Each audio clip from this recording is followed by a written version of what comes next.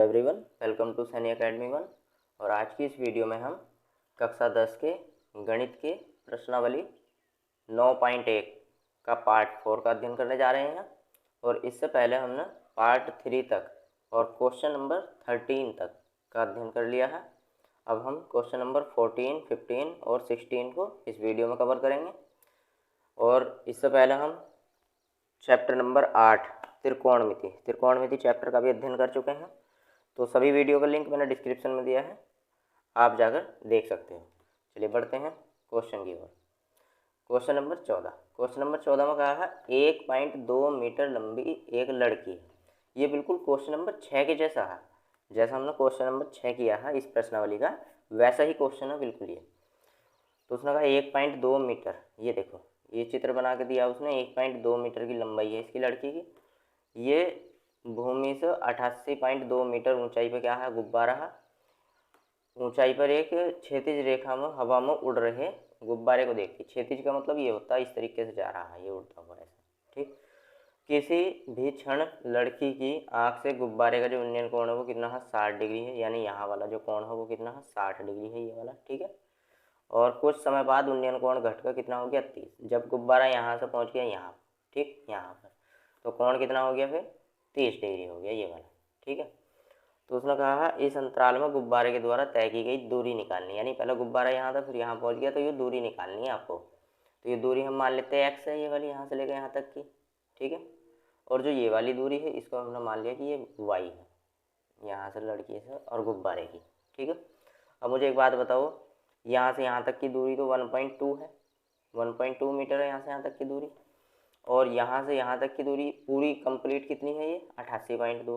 तो ये वाली कितनी बचेगी, यहाँ तक की, यहाँ से और गुब्बारे तक की कितनी बचेगी, तो 88.2 में से इसको घटा देंगे 1.2 को, तो कितनी बच जाएगी, ये बच जाएगी 87 मीटर, ठीक। ऐसे ही यहाँ पर भी कितनी होगी, 87 मीटर यहाँ से लेकर, ठीक है। और यहाँ तक की जो डिस्टेंस है, बात आई समझ में। अब दो त्रिभुज दिए हुए हैं यहाँ पर हमें, तो दोनों त्रिभुज को लेकर सॉल्व करना होगा हमें, ठीक।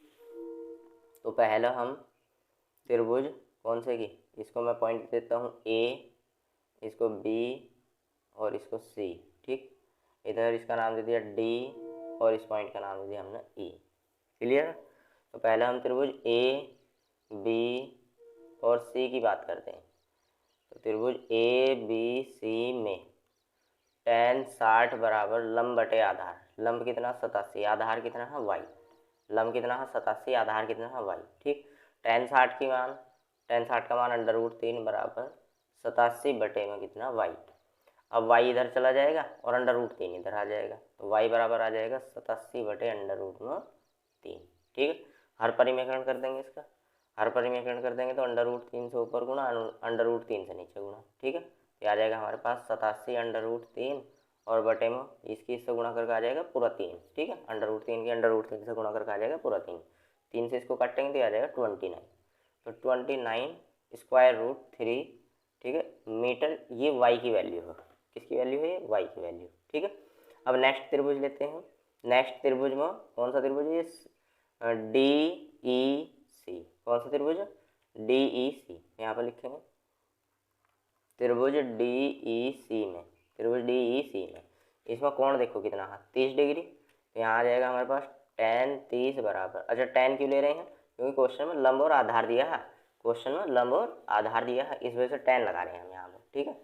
तो tan 30 बराबर लंब कितना है 87, तो यहाँ पर आ जाएगा बराबर में कितना 87, ठीक। बटे में आ जाओ, बटे में अब देखो आधार C से लेकर और E तक की दूरी क्या है, आधार, और ये, और C से लेकर B तक कितना है y, और B से लेकर E तक कितना है x। तो दोनों को जोड़ देंगे तो जुड़ कर आ जाएगा ये y प्लस के x, ठीक है। अब tan 30 का मान रखेंगे 1 बटे √3 बराबर 87 बटे y प्लस के x, क्रॉस गुणा कर देंगे ऐसा, ठीक है। तो 1 से y प्लस एक्स की करेंगे तो y प्लस एक्स आ जाएगा, और बराबर √3 की 87 से करेंगे तो 87 √3 आ जाएगा। कोई दिक्कत परेशानी नहीं। अब यहाँ से आगे देखो y की भी हमने वैल्यू निकाल ली थी, कितनी आई है 29 √3। तो ये वाली वैल्यू उठा के यहाँ रख देंगे, ठीक है। 29 √3 प्लस में x बराबर में 87 √3। अब ये इधर आएगा माइनस में चला जाएगा, तो x बराबर आ जाएगा हमारे पास 87 स्क्वायर रूट 3 माइनस के 29 स्क्वायर रूट 3। ठीक, तो x बराबर घटा दो इसमें से तो कितना बच जाएगा 58 और स्क्वायर रूट 3 मीटर। ठीक है, तो जो गुब्बारे ने दूरी चली वो कितनी चली 58 स्क्वायर रूट 3 हमारा राइट आंसर हो जाएगा। ठीक है, तो उसने यही पूछा था कि गुब्बारे के द्वारा तय की गई दूरी, तो हमने मानी कि गुब्बारे ने कितनी दूरी तय करी x, और x की वैल्यू कितनी आ गई हमारी 58 स्क्वायर रूट 3। ये हमारा सही आंसर हो जाएगा। नेक्स्ट क्वेश्चन पे पढ़ते हैं। Question number 15 one of the most important question. ठीक है, इसमें बोला एक सीधा राजमार्ग है, वो एक मीनार के पाद तक, पाद का मतलब तल तक जा रहा है। ठीक है, एक मीनार है, ये हमने मीनार बना दी। ठीक, और इस मीनार का हमने नाम दे दिया कितना है, ये AB है। ठीक, अब एक जो सीधा राजमार्ग तो जमीन पर बिछा हुआ होता है, राजमार्ग का मतलब रास्ता है। ठीक है, ये इस तरीके से। ठीक है, अब मीनार के शिखर पर कोई आदमी खड़ा है, यहाँ पे एक आदमी खड़ा है। ठीक है, वो एक कार को जो हो 30 डिग्री का अवलंबन कोण पर देखता है। तो मान लिया कार यहाँ पर आ रही है। ठीक, तो यहाँ से आदमी ने देखा, ठीक है, यहाँ से आदमी ने देखा इसने कि भाई 30 डिग्री के अवलंबन कोण होता है ये वाला। ठीक, और मैंने आपको बताया था अवलंबन कोण उन्नयन कोण के बराबर होता है। ये अवलंबन कोण होता है, ये उन्नयन कोण होता है, तो ये भी 30 डिग्री होगा। ठीक है, और यहाँ पर बिंदु क्या है, ये C, बिंदु C पे कार आ रही है और ये 30 डिग्री के अवलंबन कोण पर देख रहा है। आगे उसने बोला मीनार के पाद की ओर एक समान चाल से जा रहा है, कार जो हो मीनार के तल की ओर, ठीक है, इधर की साइड जो हो एक समान चाल से चलती चली जा रही हो। ठीक, अब उसने कहा 6 सेकंड के बाद, ठीक है, यहाँ से वो 6 सेकंड तक चलती रही और 6 सेकंड के बाद हमने मान लिया वो यहाँ पहुँच गई बिंदु D पर। ठीक है, बिंदु D के पर पहुँचने के बाद उसने कहा कि उसकी जो आँख का कोण है वो 60 डिग्री हो गया। पहले जो 30 डिग्री का अवलंबन कोण था, अब ये 30 नहीं, अब ये कितना हो गया, यहाँ बिंदु D पर पहुँचते पहुँचते कार का ये हो गया 60 डिग्री। कितना, 60 डिग्री हो गया। ठीक, तो जब ये 60 डिग्री हो गया तो ये वाला भी कितना होगा, 60 डिग्री होगा। क्लियर। अब आगे उसने कहा, तो यहाँ की देखो इसने डिस्टेंस नहीं दी, अब ये समय दिया इसने 6 सेकंड का, क्या दिया, समय T की वैल्यू दी है। ठीक है, तो उसने कहा इस बिंदु से मीनार के पाद तक यानी तल तक पहुँचने में कार द्वारा लिया गया समय ज्ञात करो। तो यहाँ वाला समय पूछा। ठीक है, यहाँ वाले समय की उसने बात करी कि ये वाला समय क्या होगा। ठीक है, तो हम मान लेते हैं पहले मीनार जो हो वह H मीटर ऊंचा है, इसकी H मीटर की ऊंचाई है, हमने मान लिया। ठीक है, और यहाँ से यहाँ तक की जो दूरी है DB वाली ये X है, और जो CD वाली दूरी है ये कितनी है, ये Y है। क्लियर। अब देखो फिर से दो त्रिभुज बन रहे हैं, तो एक त्रिभुज को लेकर सॉल्व करेंगे पहले हम। त्रिभुज ABD में, तो त्रिभुज ABD में इसमें कोण कितना दिया, 60 डिग्री। यहाँ पर आ जाएगा हमारे पास tan 60 बराबर लंब बटे आधार। लंब कितना है H, आधार कितना है X। ठीक है, tan 60 का मान √3 बराबर H बटे X अपॉन में 1 मान कर क्रॉस गुणा कर देंगे, तो ये आ जाएगा हमारे पास H बराबर √3 और इंटू आ जाएगा X। किसी को कोई प्रॉब्लम, किसी को कोई दिक्कत परेशानी। अब यहाँ पर देखो हमने समीकरण इसका नाम दे दिया, इसका समीकरण 1 नाम दे दिया इसको। ठीक है, अब नेक्स्ट ट्राइंगल लेंगे, यहाँ पर हम नेक्स्ट ट्राइंगल लेके सॉल्व करेंगे। तो नेक्स्ट ट्राइंगल में आ जाएगा यहाँ पर हमारा कौन सा, त्रिभुज ABC। कौन सा, त्रिभुज ABC। ठीक है, त्रिभुज ABC में देखो कौन सा त्रिभुज, त्रिभुज A, त्रिभुज B और त्रिभुज C, कंप्लीट वाला जो ये कोण दे रखा है कितना, 30 डिग्री का। ठीक है, तो इसमें tan 30, लंब तो कितना है H मीटर ही है अब भी। ठीक है, लेकिन आधार कितना, एक तो X यहाँ पर हो गया, ठीक है, और Y यहाँ पर हो गया। ठीक, तो कंप्लीट हो जाएगा ये आधार, तो कितना हो जाएगा y प्लस के एक्स। तो इसमें आ जाएगा हमारे पास tan 30 बराबर लंब यानी कि H बटे x प्लस वाई, या y प्लस एक्स भी लिख सकते हो। ठीक है, अब tan 30 की वैल्यू 1/√3 बराबर H अपॉन एक्स प्लस के y, क्रॉस गुणा कर देंगे। तो क्रॉस गुणा करने पे क्या आएगा यहाँ पर, तो क्रॉस गुणा करने पे आ जाएगा यहाँ पर हमारा x प्लस वाई की 1 से करेंगे x प्लस वाई, और √3 की h से मल्टीप्लाई करने पे क्या आएगा, √3h आ जाएगा। ठीक, अब इसको यहाँ पर देखो समीकरण 1 जो थी हमारी, समीकरण 1 क्या थी हमारी, समीकरण 1 थी हमारी h बराबर √3x, यही तो थी। अब यहाँ से अगर मैं इस x की वैल्यू निकाल लूँ, किसकी, x की वैल्यू निकाल लूँ, तो x बराबर क्या आएगा, h अपॉन √3। और ये √3 जो हो ये इधर की साइड में आकर बटे में चला जाएगा, ठीक है, क्योंकि ये दोनों क्या है हम मल्टीप्लाई में ही तो लिखे हैं, तो मल्टीप्लाई में लिखे हैं तो इधर बटे में चला जाएगा, तो यानी x की वैल्यू कितनी आ जाएगी h/√3। ठीक, तो ये वाली वैल्यू हम कहाँ यूज करने वाले, यहाँ पर यूज करने वाले x की जगह पर। ठीक है, तो h/√3 प्लस के y बराबर √3h। ठीक, अब इसको इधर लेके जाएंगे तो माइनस में जाएगा, तो y बराबर क्या आ जाएगा, तो ये आ जाएगा y बराबर हमारे पास √3h माइनस के h/√3। एलसीएम ले लेंगे इनका, तो एलसीएम ले लेंगे तो y बराबर कितना आ जाएगा, तो ये आ जाएगा जैसे ही √3 की यहाँ पर मल्टीप्लाई करेंगे तो ये पूरा 3 बन जाएगा। ठीक है, और h माइनस के h/√3। ठीक है, अब 3h में से एक h घटाएंगे कितना बच जाएगा 2h/√3। तो ये y की वैल्यू आ गई। ठीक है, ये किसकी वैल्यू आ गई, y की वैल्यू हमारे पास क्या आ गई 2h/√3। ठीक है, तो ये y की वैल्यू निकल गई और ये हमारी x की वैल्यू निकल गई यहाँ से कितनी, x की वैल्यू कितनी आ गई h/√3। ठीक है, तो मैं दोनों को यहीं पर लिख देता हूँ, दोनों को मैं यहाँ पर लिख देता हूँ। ठीक है, x की वैल्यू कितनी आई h/√3 और y की वैल्यू कितनी आई 2h/√3। क्लियर। अब देखो यहाँ पर ध्यान से देखेंगे जो y डिस्टेंस है, तो अपने चित्र में देखो यहाँ पर y डिस्टेंस तो ये वाली है। ठीक है, और ये कितने टाइम में तय कर रही है 6 सेकंड में।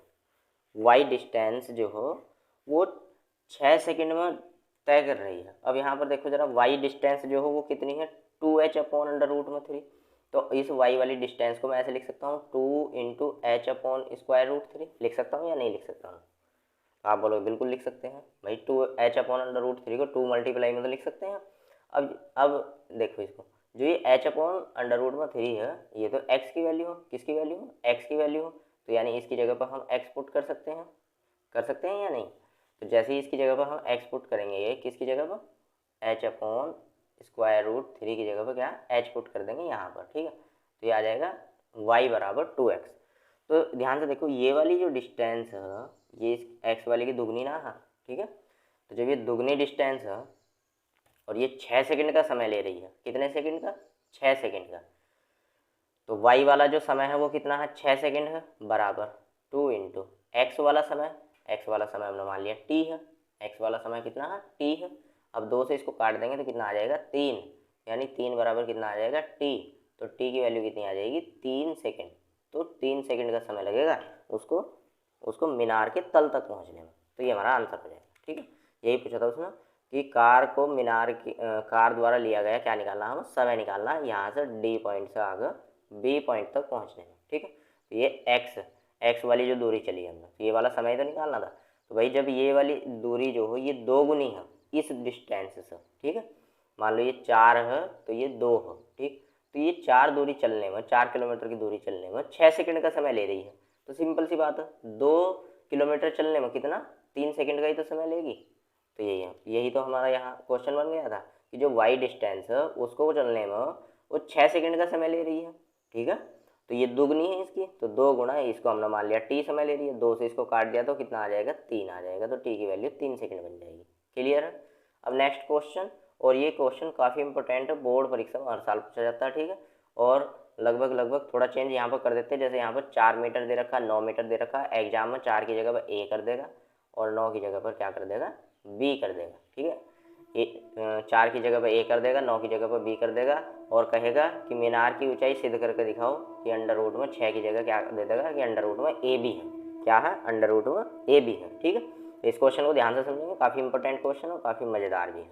ठीक, तो चलिए बढ़ते हैं और करते हैं इस क्वेश्चन को भी। तो उसने कहा मीनार के आधार से और एक सरल रेखा में 4 मीटर और 9 मीटर की दूरी पर स्थित 2 बिंदु हैं, उनसे मीनार के शिखर के उन्नयन कोण पूरक कोण है। प्यारे बच्चों, पहले हम पूरक कोण के बारे में समझते क्या होता है। पूरक कोण होता है, अगर पूरक कोण वे कोण होते हैं जिनमें दोनों कोणों का योग कितना होना चाहिए 90 डिग्री कोण होना चाहिए। कितना, दोनों कोणों का योग कितना होना चाहिए 90। अब 90 कैसे, जैसे मान लो अगर मैंने एक कोण बोल दिया 10, कितना 10, तो दूसरा 80 कोण हो जाएगा। आप बताओगे 80 कोण, दोनों को जोड़ के कितना आना चाहिए 90 आना चाहिए, सिंपल सी बात। अगर मैंने बोल दिया कि पहला कोण कितना है 25, तो दूसरा कोण कितना आप बताओगे 65 होगा 65। क्यों, क्योंकि दोनों को जोड़ कर कितना आना चाहिए 90, तभी पूरक कोण होंगे वरना नहीं होंगे। ठीक, तो कहने का मतलब अगर एक कोण हमारे पास कितना है थीटा, एक कोण हमारे पास कितना है थीटा, तो दूसरा 90 माइनस थीटा होना चाहिए। देखो 90 में से ही तो हम पहले वाले को घटा रहे हैं भाई, 90 माइनस 10 करा तभी तो 80 आया, 25 दिया है तो 90 माइनस 25 किया तभी तो 65 आया। तो ऐसे ही अगर पहला कोण कितना है थीटा है तो दूसरा 90 माइनस थीटा होना चाहिए। आई बात समझ में? अब आगे देखते हैं। तो देखो चित्र बना लेते हैं इसका, ये हमारी मीनार हो गई। ठीक है, इसकी एक सरल रेखा में इधर की साइड आधार से इसके, ठीक है, सरल रेखा में एक तो 4 मीटर की दूरी पर, 4 मीटर की दूरी पर ये भी मीनार हो गई हमारे पास, और यहाँ पर सी पॉइंट पर, ठीक है, एक बिंदु हो। ठीक, आगे उसने कहा है दूसरा 9 मीटर, तो 9 मीटर ये इसके आधार से ही बोला है। ठीक है, 9 मीटर इसके आधार से ही बोला है ऐसा, यहाँ से लेके यहाँ तक। ठीक, ये जो कोण है ये इसके क्या है पूरक कोण है। पूरक कोण का मतलब एक थीटा है, तो जो दूसरा वाला यहाँ पर कोण हो वो 90 माइनस थीटा हो जाएगा। क्लियर है? अब मीनार की ऊंचाई मैंने मान ली h मीटर है, कितनी है h मीटर। ये इसने सिद्ध करने के लिए बोला कभी आप 6 मीटर लेके चलो यहाँ से, ठीक है, गड़बड़ हो जाएगी वरना।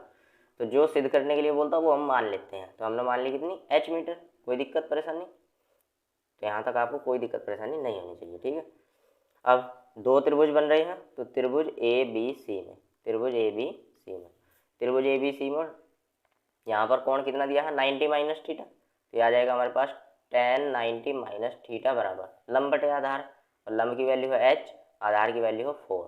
ठीक है, अब प्रश्नावली 8.3 में मैंने आपको फॉर्मूला पढ़ाए थे tan 90 minus theta. tan 90 minus theta किसके बराबर होता है, तो आप कहोगे सर ये तो कोट थीटा के इक्वल टू होता है। ठीक है, तो tan 90 माइनस थीटा की जगह हमने क्या रख दिया कोट थीटा। ठीक है, और h अपॉन कितना 4, और इसको हमने डाल दी इक्वेशन 1। क्लियर है, समझ में आया यहाँ तक?